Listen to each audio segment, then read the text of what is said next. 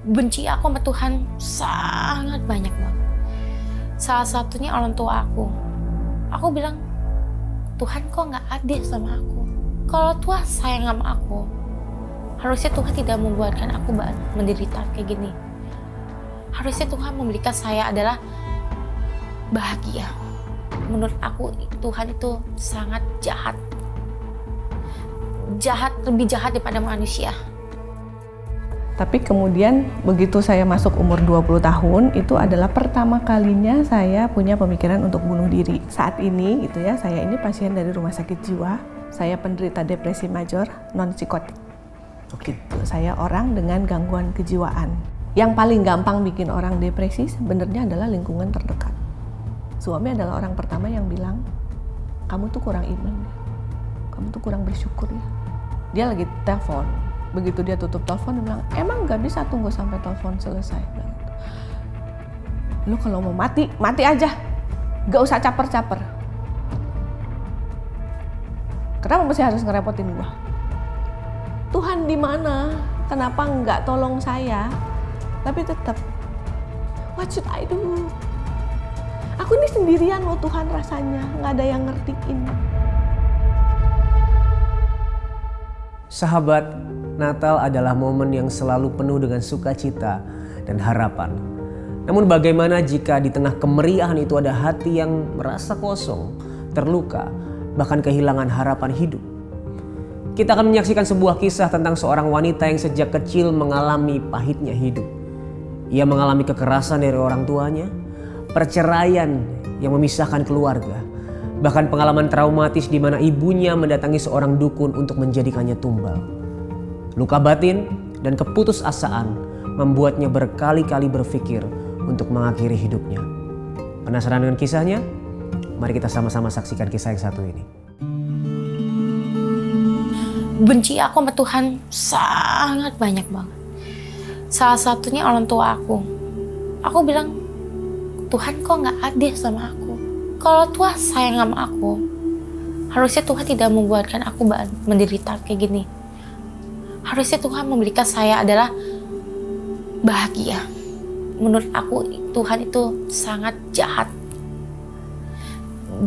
Lebih jahat daripada manusia.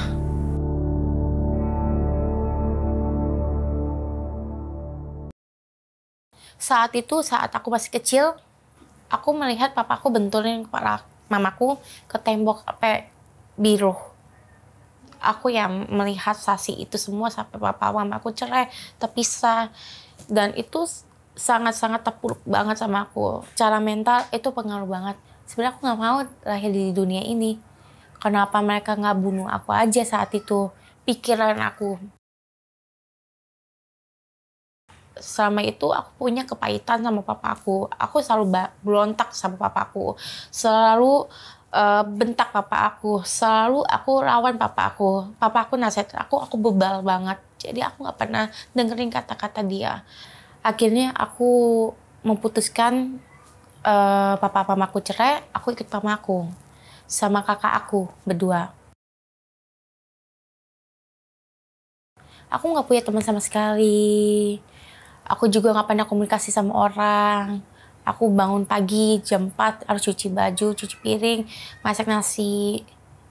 Saat itu aku benar-benar kayak, kok hidup orang enak, hidup aku enggak. Pengen cepet akhirin hidup dunia ini. Karena udah gak tahan lagi, udah capek. Dengan pelakuan kalian semua, bully-bullyan kalian, kekerasan, KDLT, semuanya. Itu efek semua ke anak. Aku baru sadar di saat umur 25 tahun ini. Kendalanya adalah sakitnya apa? Pikiran. Pikiran aku terganggu banget. Pikiran aku terganggu adalah pengen bunuh diri. Dokter bilang aku bipolar.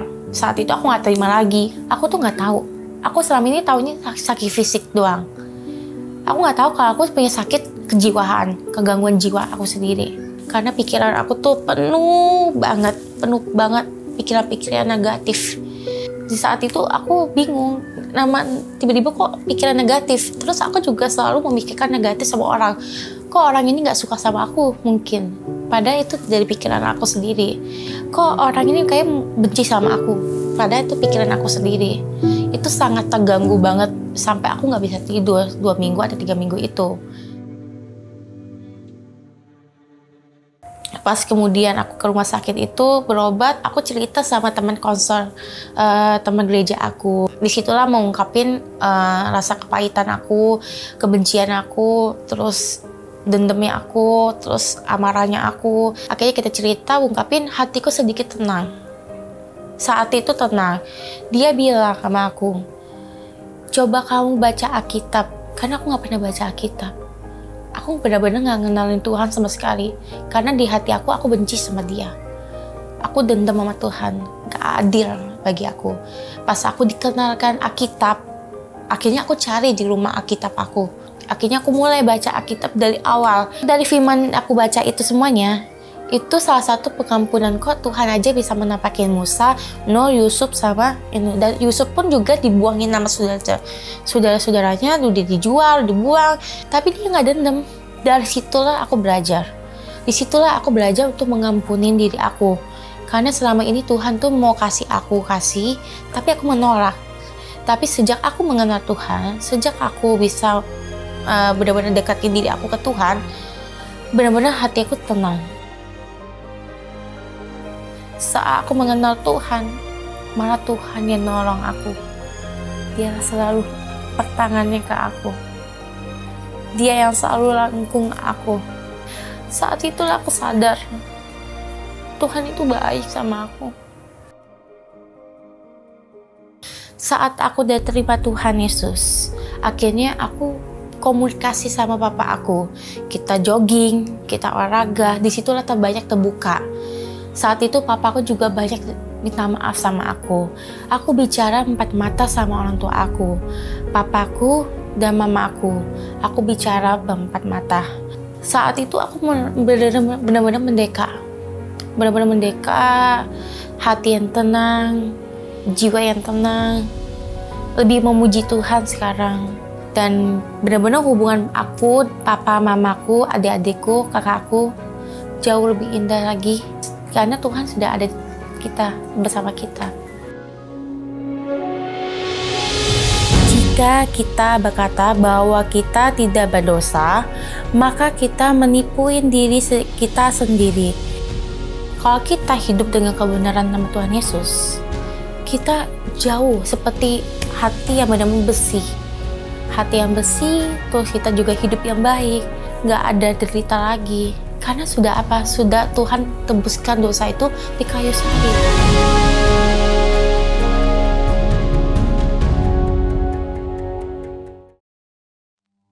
Sahabat, momen Natal selalu berbicara tentang damai. Namun bagi beberapa orang, untuk mencapai damai tersebut harus melewati pergumulan dan air mata. Hari ini kita akan ngobrol dengan seorang ibu yang sangat luar biasa. Ia dan keluarganya telah melewati berbagai pergumulan bersama-sama. Dan bahkan perjalanan hidup mereka penuh dengan pelajaran yang berharga. Mari kita ngobrol dengan dia. Sahabat Solusi, hari ini kita akan membahas sebuah topik yang mungkin banyak dilihat orang sebagai hal yang tabu, hal yang memalukan. Tapi hari ini kita akan membuka berbagai cerita tentang hal ini yang pasti saya percaya bisa memberkati dan membuka mata setiap kita. So mari kita sambut sama-sama sahabat Solusi yang hadir hari ini, Ibu Laura Wijaya. Halo Ibu, halo. Thank you for coming. Thank you juga untuk kesempatannya Kak. Apa kabar Ibu Laura? Luar biasa. Luar biasa. Boleh perkenalan sedikit Ibu Laura ini siapa sih? Oke, perkenalkan saya Laura Wijaya, saya ibu dari 3 anak, laki-laki dan perempuan. Saya juga seorang ibu gembala, saya melayani di daerah Citayam. Wow. Dan kejadian ini bermula sekitar 24 tahun yang lalu. Iya, betul sekali. Gitu. Jadi backgroundnya saya itu memang sudah pelayanan dari masa muda.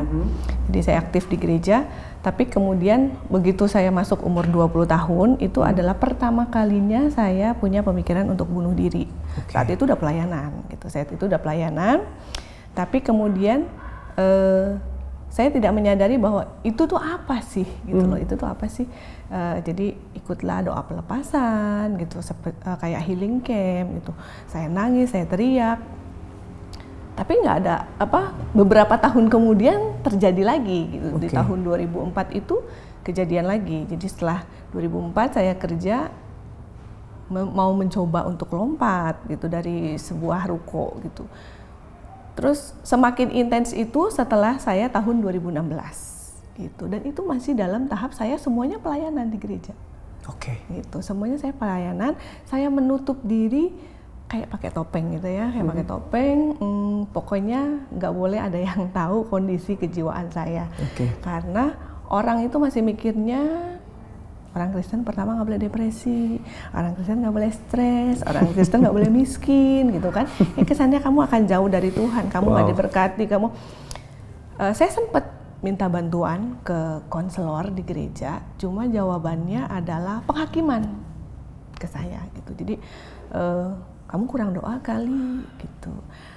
Apa kamu ada bikin dosa yang tersembunyi seperti itu. Jadi belum sempat keluar ceritanya, saya akhirnya nggak jadi lagi gitu. Jadi mungkin yang perlu diketahui juga saat ini gitu ya, saya ini pasien dari rumah sakit jiwa, itu rumah sakit jiwa pemerintah di Jakarta.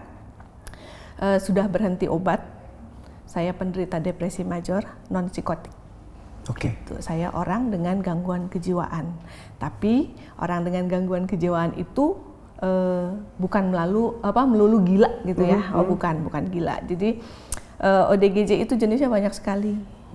PETS ya banyak sekali. Jadi ada depresi, anxiety, skizofrenia. Nah, orang yang akan bilang gila itu adalah skizofrenia.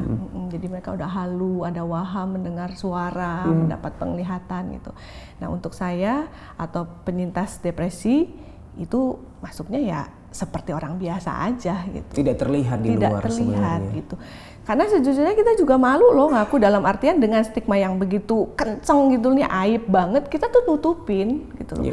Kita berusaha untuk kelihatan normal gitu loh, berkegiatan.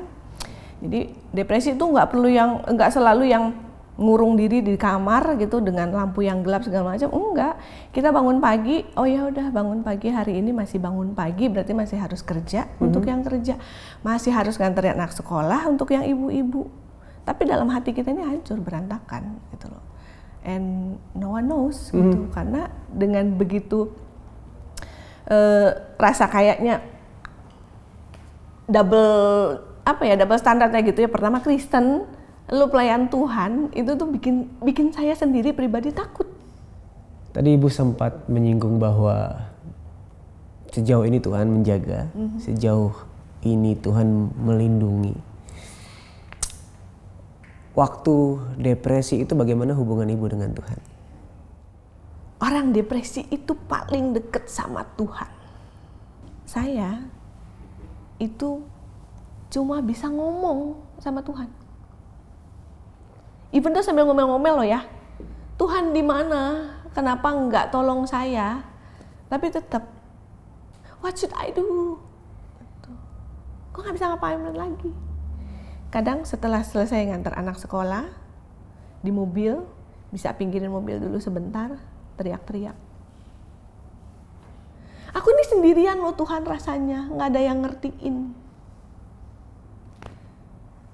Doa tuh nggak yang masuk kamar, nangis, sesegukan, berurai air mata, enggak. Tuhan, tolong Tuhan. Sampai saya tulis, kalau memang saya harus jalan dengan kondisi depresi, kirim saya orang, kirim saya temen, supaya saya rasanya nggak sendirian. Saya nggak pernah kuat gitu jalan sendirian. Dan selama puluhan tahun saya jalan yang tanpa dalam artian saya ngerasanya sendirian, tapi saya tahu itu Tuhan yang masih pegangin saya. Dan saya bilang, I need someone. Saya butuh seseorang, human, manusia nih, sesama manusia yang bisa memahami kondisi saya. Karena selama ini saya ngerasanya lebih banyak dihakimi daripada saya dirangkul, daripada saya dipahami gitu. Jadi saya ingat sekali itu masih tahun awal-awal 2016 waktu saya struggle banget saya nulis itu. Dan baru tahun 2021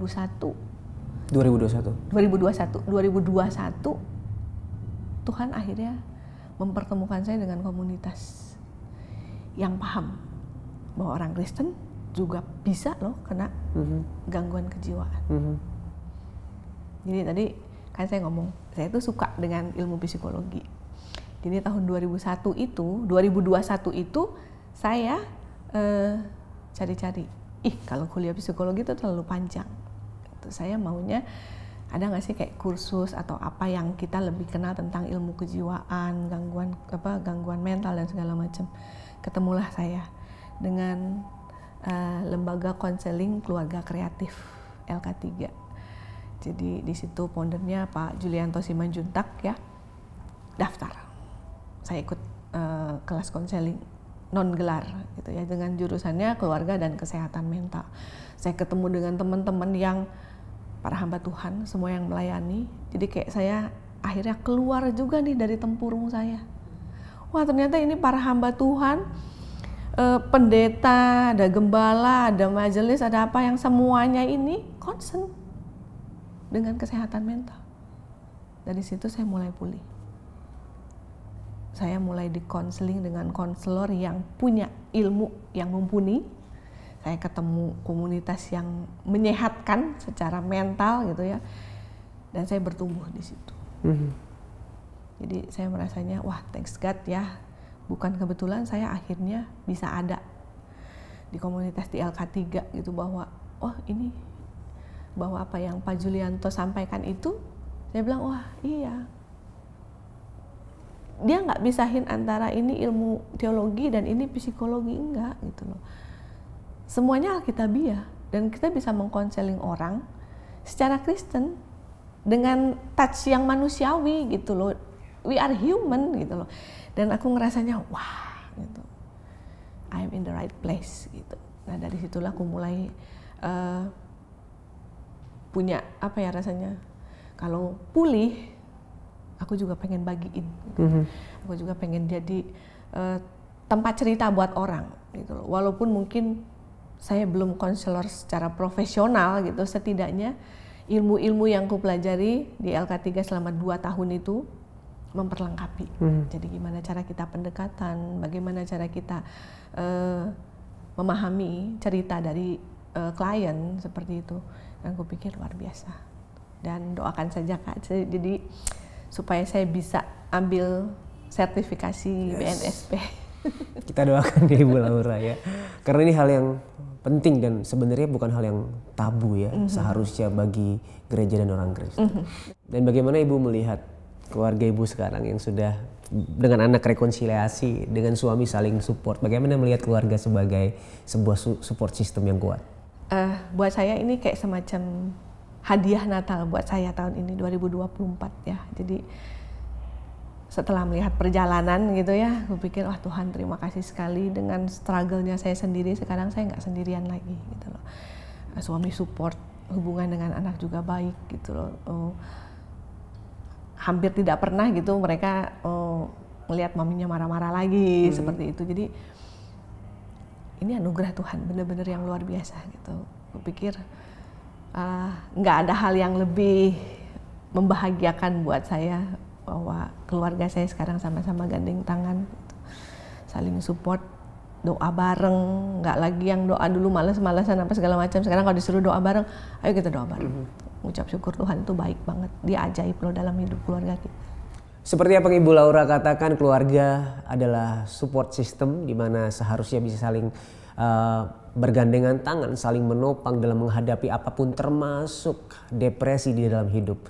Jadi tidak lengkap rasanya kalau hari ini kita tidak berbincang dengan keluarga dari Ibu Laura, dan hari ini mereka juga ada di sini. Mari kita ngobrol dengan suami dan anak-anak dari Ibu Laura. Ya sahabat Solusi, please welcome Ibu Laura dan keluarga. Halo, ada Pak Marco. Iya. Halo, apa kabar Pak? Baik, puji Tuhan. Terima kasih sudah datang ke sini ramai dengan ada Heaven di sini, anak pertama. Ada Cielo, second son ya, dan ada Daniela. Hai. So, setelah mengalami banyak hal di dalam keluarga Bapak dan Ibu, bagaimana sekarang Bapak dan Ibu melihat arti dari keluarga? Ya. Kalau saya menilai keluarga itu segala-galanya. Pertama harus keluarga dulu yang dipulihkan, baru kita bisa memulihkan orang lain. Dari Ibu Laura? Ya, dipulihkan, saling support. That's the family. Now I'm moving to Heaven. How much does family mean to you? Family? It's a simple answer. It's like a group where they could love each other, they feed each other, they nourish each other, simple like that. Ya, thank you. Keren. Dan ini kan momen Natal nih. Kita sudah memasuki bulan Desember, kita merayakan Natal. Apa sih makna Natal di dalam keluarga ya? Kita ngomong di dalam keluarga dulu. Momen-momen apa yang jadi favorit nih ketika Natal di dalam keluarga? What's your favorite? Untuk saya, momen Natal yang paling berkesan adalah holiday. Liburan Ya. Itu waktu yang benar-benar bisa jadi bonding banget ya di situ ya. Yes, family time. And how about you, Heaven? What are some of your favorite Christmas moments? Oh man, Like maybe that one time when I went to Hong Kong, I could never forget that. Yeah. Never forget it. It was like the happiest day of my life. Happiest day of your life. Sure. Mungkin Cielo want to talk? Want to say something? And Daniel? Don't want to. I'm fine. You're fine. How about Daniela, how about you? How about you? What is Christmas meaning for you? Christmas meaning is Present. opening present. Opening present. Opening present. And what's your favorite present What is your favorite present? ever? Apa ya? You got a lot. You got You got a lot. You got a lot? You got. Dan Bapak Ibu melihat bagaimana Tuhan mengubahkan hidup Bapak dan Ibu sejauh ini, bahkan keluarga Bapak dan Ibu.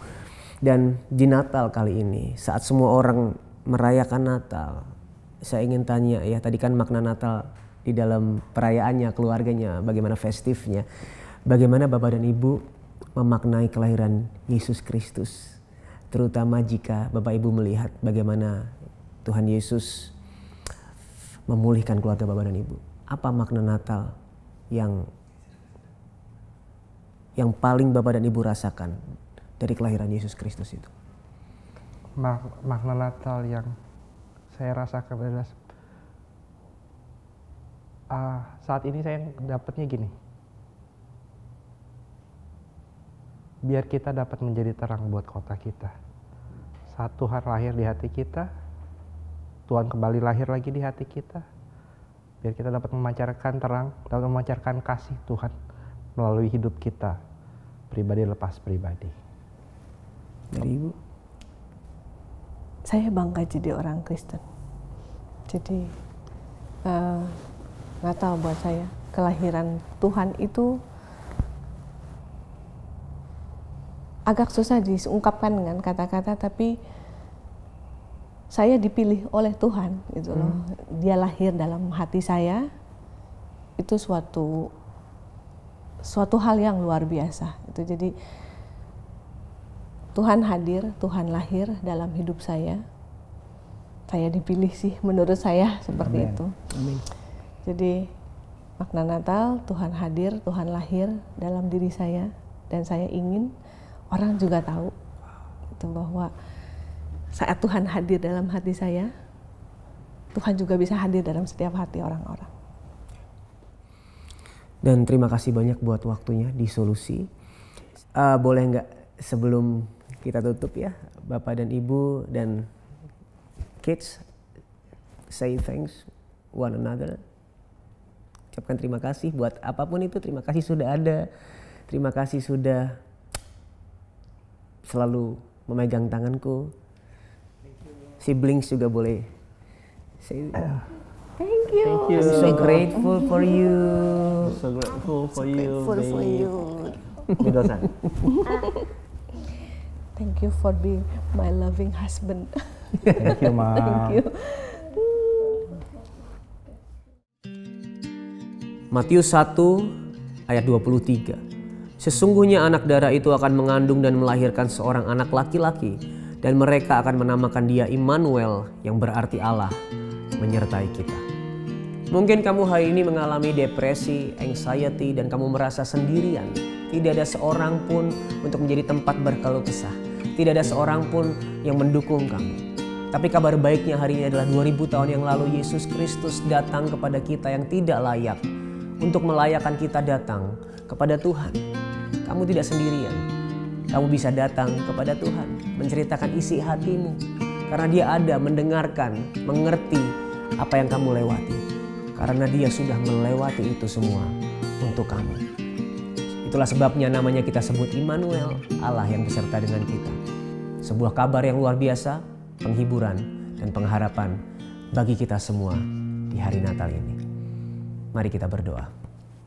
Tuhan, kami bersyukur sebab kami bisa melihat bahwa Engkau ada bagi kami. Engkau Immanuel, Allah yang menyertai kami. Begitu jauh Engkau datang menghampiri kami ke dalam dunia, supaya hari ini kami bisa datang kepadamu. Kami bisa menceritakan isi hati kami, apa yang kami alami kepadamu. Kami bisa meletakkan beban kami di hadapanmu, karena Engkau Allah yang mengerti, Allah yang sudah melewati semuanya untuk kami. Hari ini apapun yang kami alami, apapun yang kami harus lewati, kami mau datang kepadamu, meminta pertolongan, karena Engkau sanggup menolong dan menghibur setiap kami. Biar Natal hari ini menjadi sebuah sukacita, pengharapan dan damai bagi kami. Karena di dalam apapun yang kami lewati, Engkau menyertai kami. Terima kasih Tuhan, hanya di dalam nama Yesus Kristus, Juru Selamat kami berdoa. Amin. Kalau hari ini kamu merasa hidupmu berat dan merasa sendirian, percayalah Tuhan tidak pernah jauh dari engkau. Ia siap untuk memeluk dan memulihkan hidupmu. Namun jika hari ini kamu membutuhkan seseorang untuk bercerita dan berkeluh kesah, kamu bisa menghubungi nomor yang ada di bawah ini. Ini adalah nomor layanan doa dan konseling Cahaya Bagi Negeri. Kami siap untuk mendengarkan cerita kamu 24 jam. Kami siap mendukung kamu di dalam doa. Jangan ragu ya untuk menghubungi kami, karena satu langkah kecil akan mengubah hidup kamu selama-lamanya.